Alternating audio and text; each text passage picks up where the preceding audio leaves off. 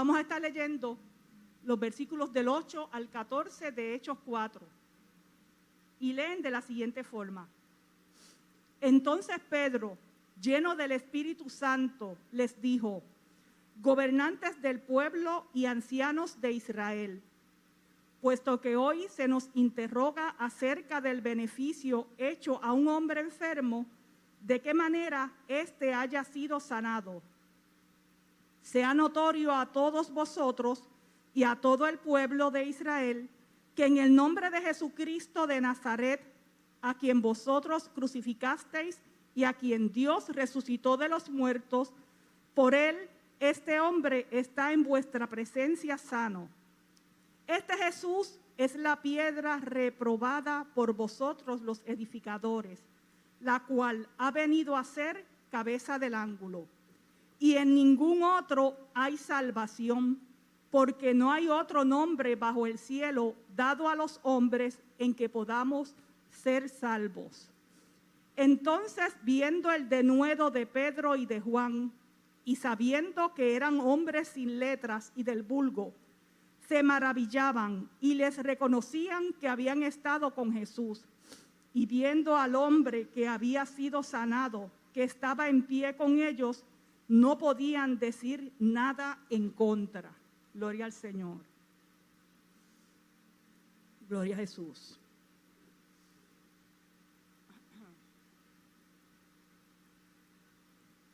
Gloria a Dios.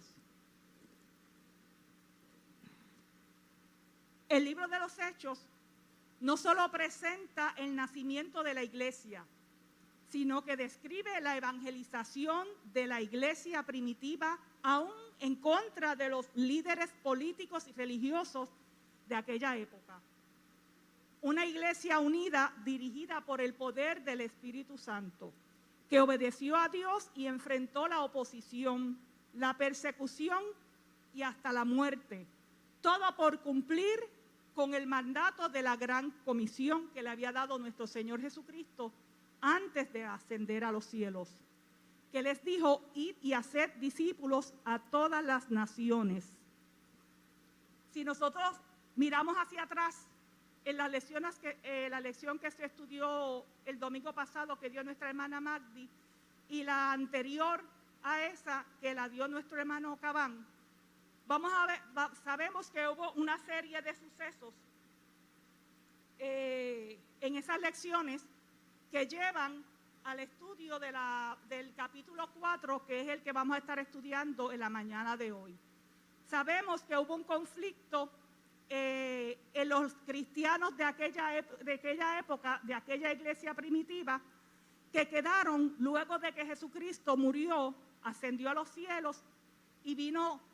Esperaron ellos en el día de Pentecostés, cuando fueron llenos del Espíritu Santo, como les había dicho nuestro Señor Jesucristo, y cómo a partir de ese gran acontecimiento comenzaron ellos a evangelizar, a predicar, a llevar las buenas nuevas a todos aquellos que estaban alrededor de ellos.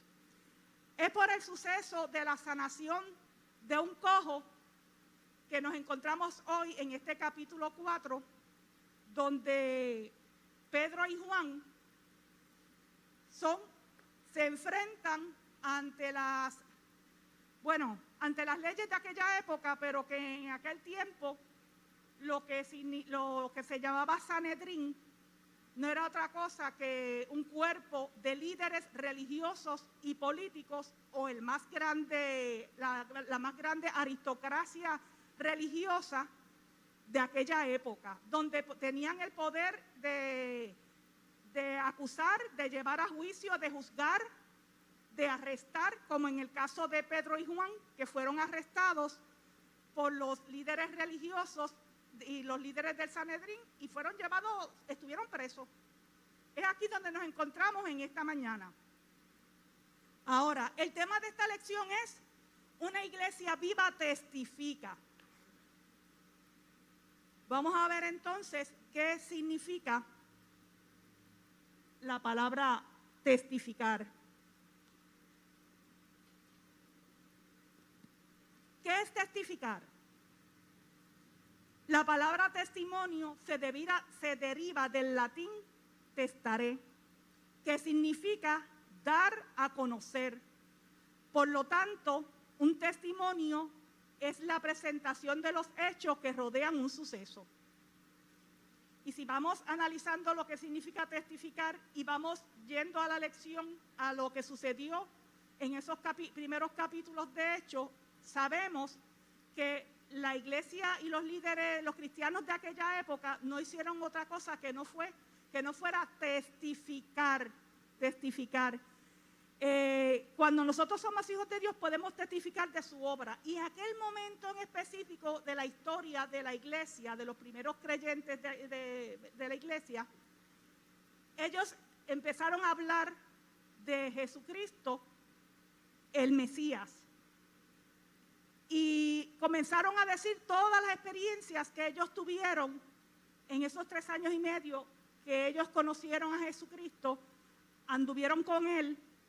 Jesús les enseñó todo lo necesario como discípulos para que cuando Él fuera ascendido a los cielos, ellos pudieran continuar con la labor que Jesús les había encomendado. Y es en estos momentos, luego de que Jesús ya ascendió a los cielos, cuando estos líderes comienzan a testificar.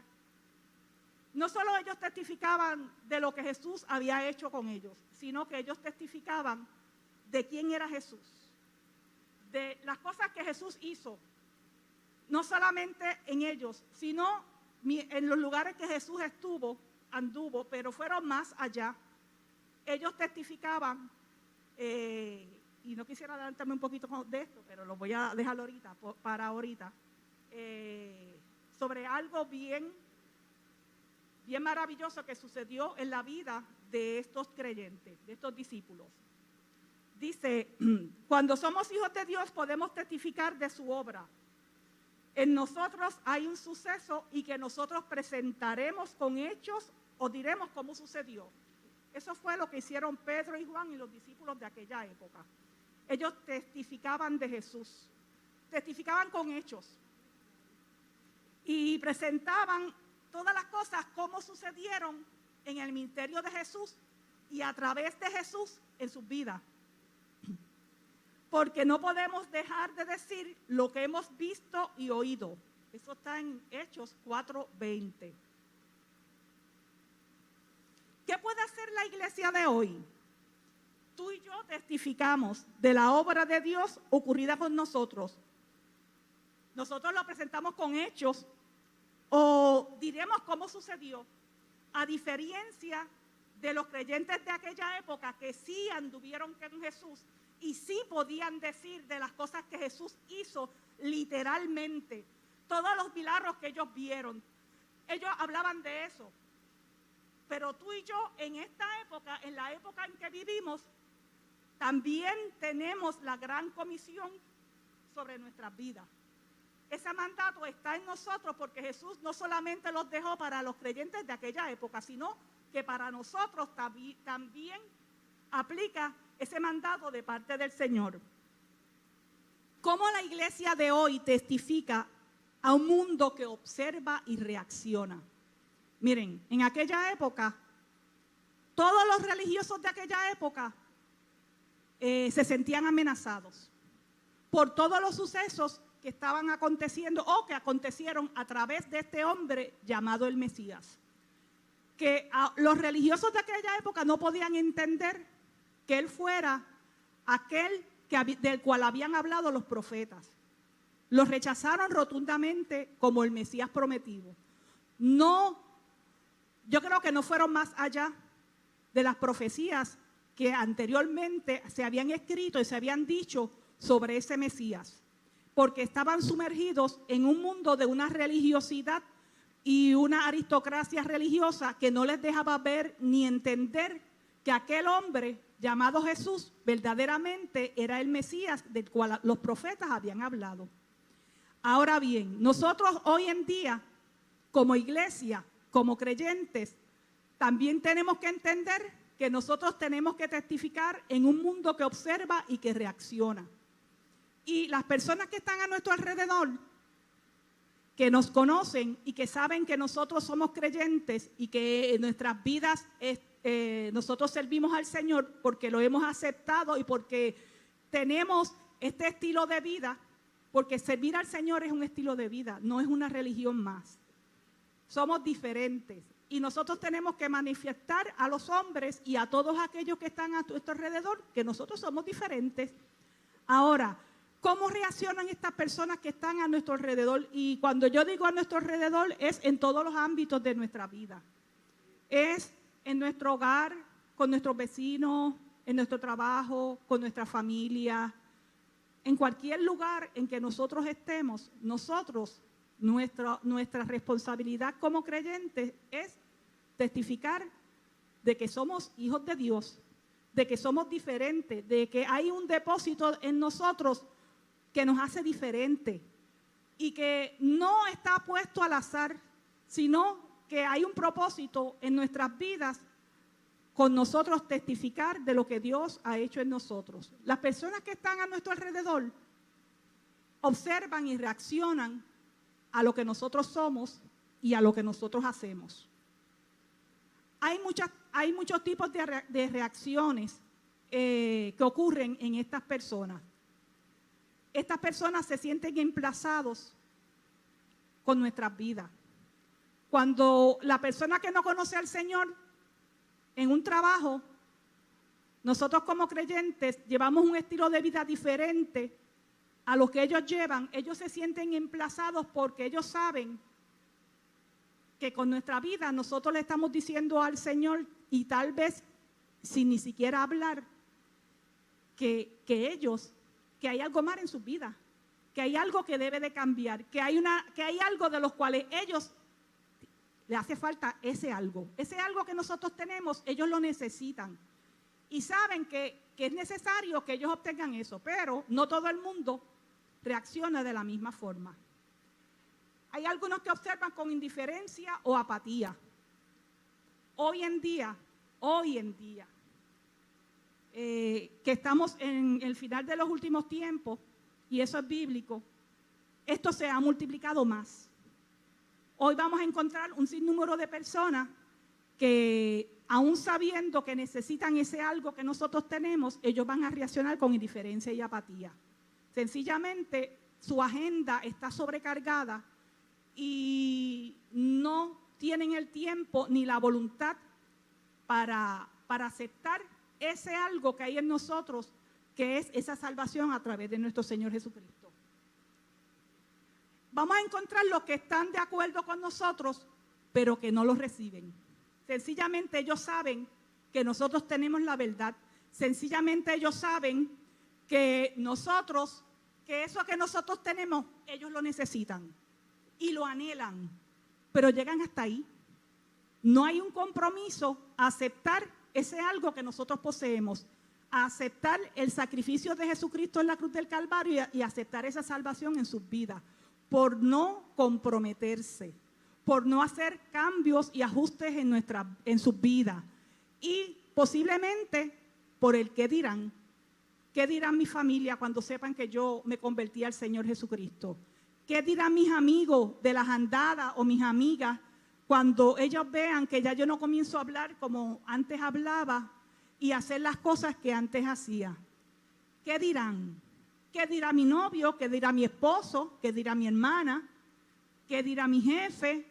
Y si es de las personas que están inmiscuidas en una serie de actos que no son los mejores, mucho más, porque tendrían que renunciar a una forma de actuar que posiblemente le traía algunos beneficios, y al ellos aceptar la salvación a través de nuestro Señor Jesucristo y el mismo Espíritu Santo comenzar a señalar un estilo de vida diferente y a querer hacer una obra dentro de ellos, muchos no están dispuestos a renunciar a eso. Están también aquellos que observan y reaccionan y aceptan y reciben esta salvación.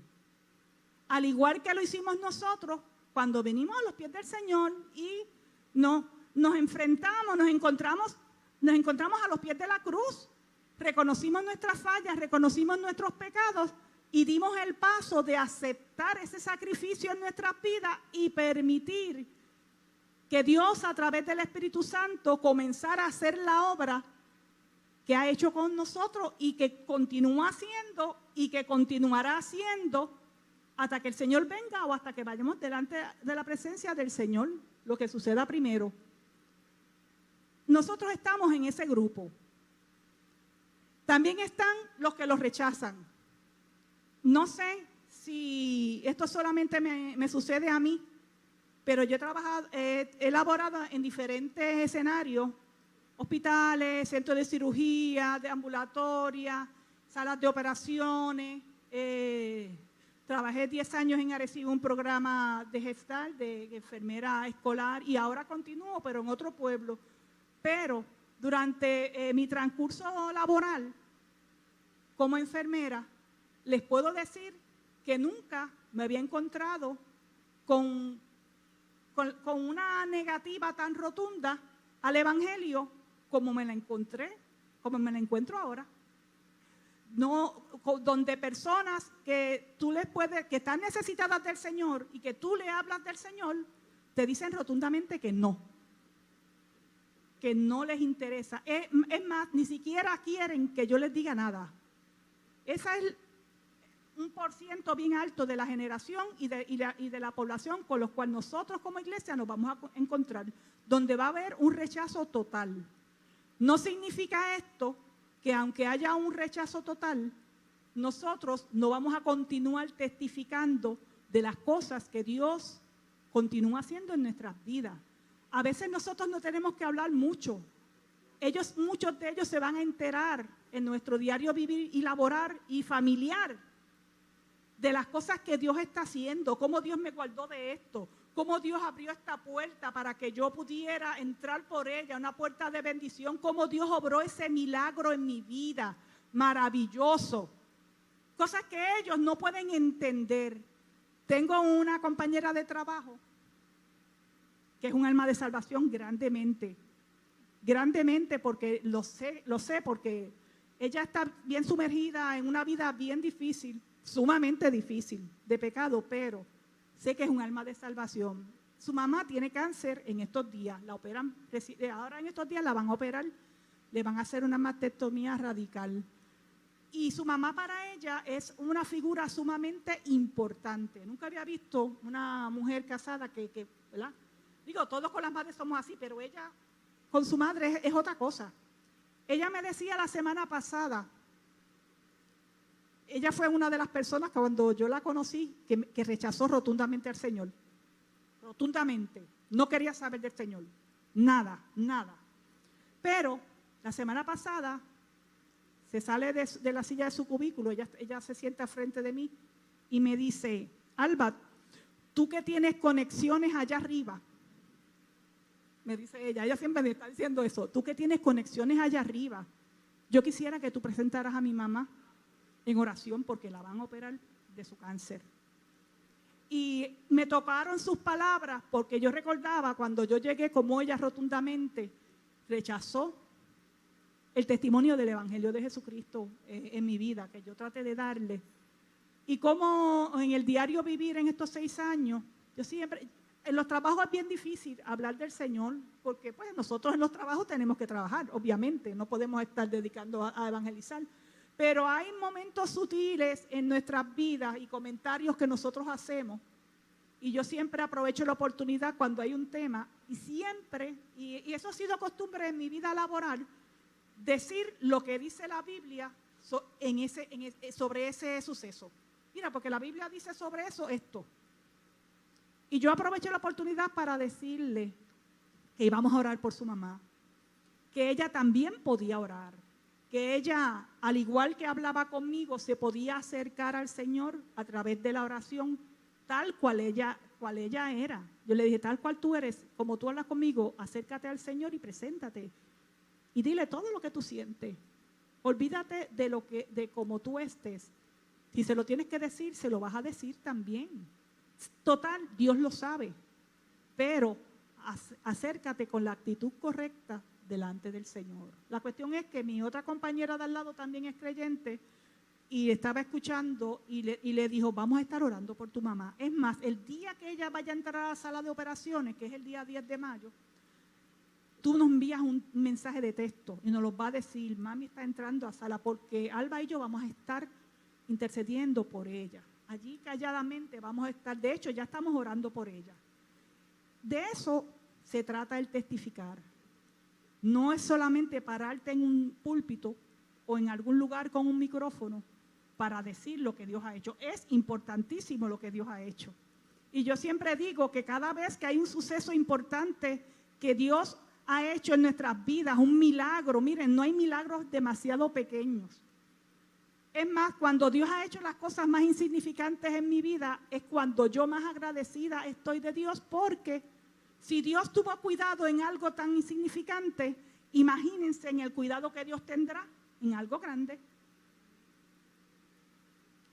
Y por último, están los que reaccionan con violencia y persecución. Y esto era lo que estaba presenciando, viviendo Pedro y Juan cuando los líderes del Sanedrín los llevaron a juicio. ¿Qué estaban viviendo? La persecución. Ellos estaban siendo perseguidos. Ellos fueron llevados al Sanedrín, donde se iba a llevar a cabo un juicio. Miren, la época en que nos ha tocado vivir es sumamente difícil. Difícil porque el hombre de nuestra época, según 2 de Timoteo 3, del 1 al 5, dice lo siguiente: también debes saber esto, que en los posteriores días vendrán tiempos peligrosos, porque habrá hombres amadores de sí mismos, avaros, vanagloriosos, soberbios, blasfemos, desobedientes a los padres, ingratos, impíos, sin afecto natural, implacables, calumniadores, intemperantes, crueles, aborrecedores de lo bueno, traidores, impetuosos, infatuados, amadores de los deleites más que de Dios, que tendrán apariencia de piedad, pero negarán la eficacia de ella. A estos evita. Cualquier semejanza con nuestra época es pura coincidencia, podríamos decir, ¿verdad? Pero no, esto es lo que estamos viviendo, lo que se vivió en aquella época, pero yo creo que en esta época en que nos ha tocado vivir, se está viviendo con mayor intensidad. Ese es el carácter de las personas que no conocen al Señor y con la cual nosotros vamos a lidiar día a día, y es el lugar en donde nosotros tenemos que testificar. ¿Por qué debo de dar testimonio? ¿Por qué debemos de dar testimonio nosotros los creyentes? ¿Por qué? ¿Por qué es importante dar testimonio? Bueno, aquí hay 4 puntos de vista de los cuales les quiero hablar rapidito. Número 1, el punto de vista de Dios. ¿Cuál es el punto de vista de Dios relacionado a la importancia de dar testimonio? Número 1, es un mandato. No es una sugerencia, no es una consideración que Dios nos hace de decir sí o decir no. No. La palabra del Señor dice en Mateo 28, 19, por tanto, id y haced discípulos a todas las naciones. Y la palabra id es un verbo que te está indicando un mandato. O sea, id. Dios no te dijo, por tanto, si quieres ir. No, por tanto, id. Es como cuando le decimos a nuestros niños, ve y haz esto. Le estamos dando, ¿qué? Una orden, un mandato. Pues Dios nos dio el mandato de ir y hacer discípulos a todas las naciones, bautizándolos en el nombre del Padre y del Hijo y del Espíritu Santo. Eso es una de las razones por las cuales nosotros tenemos que testificar. La segunda razón es el punto de vista de los creyentes. Somos elegidos para llevar fruto. No se quedó todo en tú haber aceptado a nuestro Señor Jesucristo. No se quedó todo ahí. Eso iba más allá. Aceptamos a Jesús, recibimos la salvación, vamos a ir y a dar testimonio, a ser discípulos a las naciones, pero desde el punto mío como creyente, el yo testificar, el propósito es que tengo que llevar fruto. Dice la palabra en Juan 15:16, no me elegisteis vosotros a mí, sino que yo os elegí a vosotros y os he puesto para que vayáis y llevéis fruto. Hay un versículo bíblico que dice que Jesús utilizó en su ministerio público, que Jesús le dijo a sus discípulos, yo soy la vid, vosotros sois los pámpanos. Y yo estuve analizando mucho esto de la vid y el pámpano, y aunque todo el mundo dice, vamos a dar frutos dignos de arrepentimiento, y eso es importantísimo, que nosotros demos fruto, porque la Biblia dice que que el creyente se conocerá no por sus dones, el creyente se conoce por sus frutos. Y eso es otra clase aparte, los frutos del Espíritu. Pero en este caso del mandato de testificar, porque nosotros tenemos que llevar fruto, cuando la vid, el pámpano está unido a la vid, ese pámpano tiene que estar adherido a la vid para poder recibir de esa vid toda esa savia que le produce vida y que esa vida haga que ese pámpano dé fruto. Si lo desligamos de la vid, ese pámpano se va a morir. No hay razón de ser de que el pámpano no esté adherido a la vid. Y Jesús dijo, yo soy la vid y vosotros sois los pámpanos. Por lo tanto, yo voy a dar fruto dependiendo de cuán adherida yo esté a la vid. Cuán adherida yo esté a Cristo van a ser que mis frutos. Pero no solamente eso.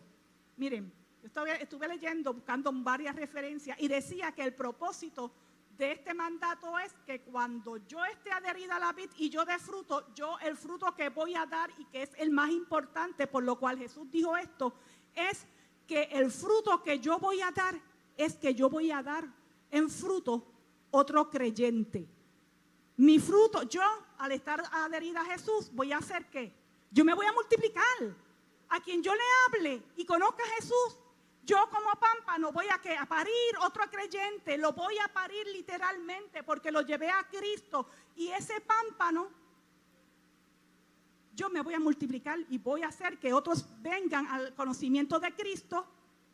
Y así sucesivamente. Imagínense en todos nosotros que estamos aquí, todos nosotros haciendo eso una vez al mes, y podamos hacer y que un creyente a través de nuestro testimonio y nuestra forma de vida y nuestra adherencia con Cristo podamos decir, gané a fulano para Cristo. Y si así sucesivamente se hace sucesivamente, imagínense cuántos creyentes personas van a venir al conocimiento de nuestro Señor Jesucristo.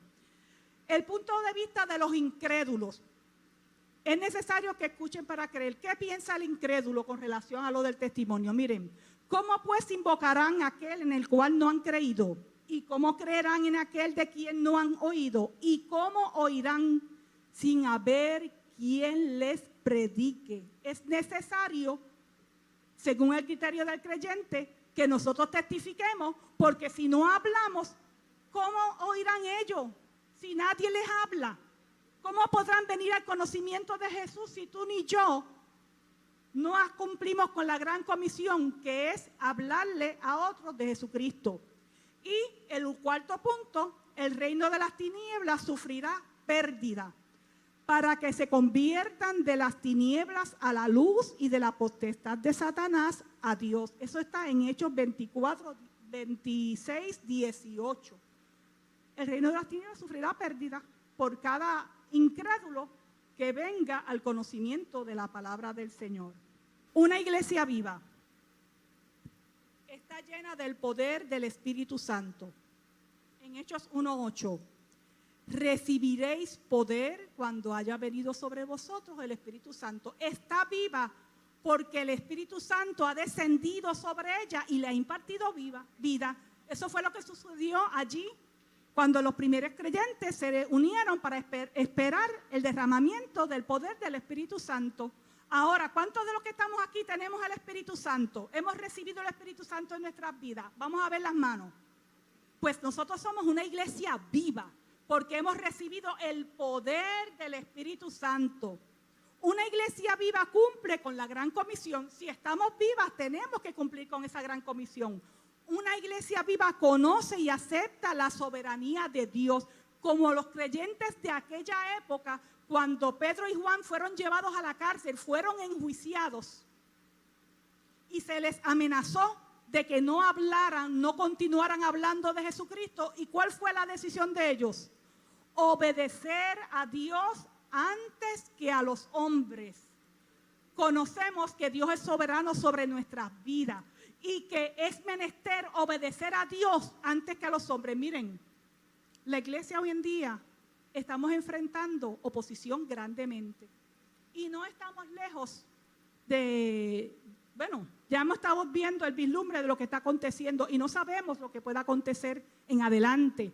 Pero entonces es cuando más adheridos tenemos que estar a la vid. Y es cuando más tenemos que hacer lo que hicieron aquellos cristianos de aquella época: orar con denuedo. Pedirle a Dios que nos dé ese ímpetu, ese denuedo para hablar la palabra. Orar, lo que decía Carmelita el viernes: orar, ayunar y tener conocimiento pleno de las Sagradas Escrituras. Eso no lo podemos perder de perspectiva hoy en día. Una iglesia viva enfrenta la oposición. En Hechos 4:29 dice: ahora, Señor, mira sus amenazas y concede a tus siervos que con todo denuedo puedan impartir su palabra. Una iglesia viva se mantiene orando. Según 1 Tesalonicenses 5:17 dice: orad sin cesar. Una iglesia viva manifiesta el poder del Espíritu Santo a través de milagros. Lo vemos día a día en nuestras vidas. Dios hace sanidades. Dios no solamente hace sanidades en nuestras vidas. En mí Dios ha hecho sanidades, en mi familia, y yo sé que en las de ustedes. Pero Dios ha hecho milagros de provisión. Dios ha librado de muerte a muchos de ustedes, de sus familiares. Podemos testificar de las puertas que Dios abre y de aquellas que Dios cierra, porque hay un propósito también. Y una iglesia viva se mantiene unida. Antes de llegar a esto, que ya me quedan 2 minutos, quiero decirles algo. Una iglesia viva testifica en todo escenario y en todo tiempo. En el hogar a los suyos, en el vecindario, en el lugar de trabajo, allí donde todos te ven, allí donde nadie te conoce, cuando hay abundancias, cuando hay escasez, cuando enfrentas la prueba, también cuando enfrentas la gloria. Ante los más débiles tenemos que testificar, pero también ante los más poderosos. Es fácil testificar ante un débil, ¿verdad? Podríamos decir, pero ¿qué se dice de testificar ante los poderosos de esta tierra? También tenemos que hacerlo ante la oposición, persecución y muerte.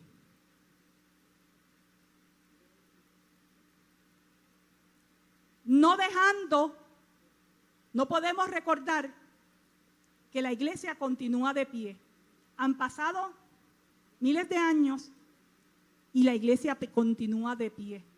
Aquellos cristianos de la época cumplieron bien y a cabalidad con la gran comisión. Nos resta a nosotros continuar cumpliendo con esta gran comisión, sin olvidar que las armas de nuestra milicia no son carnales, sino poderosas en Dios para la destrucción de fortalezas, según 2 Corintios 10:4. Que Dios les bendiga.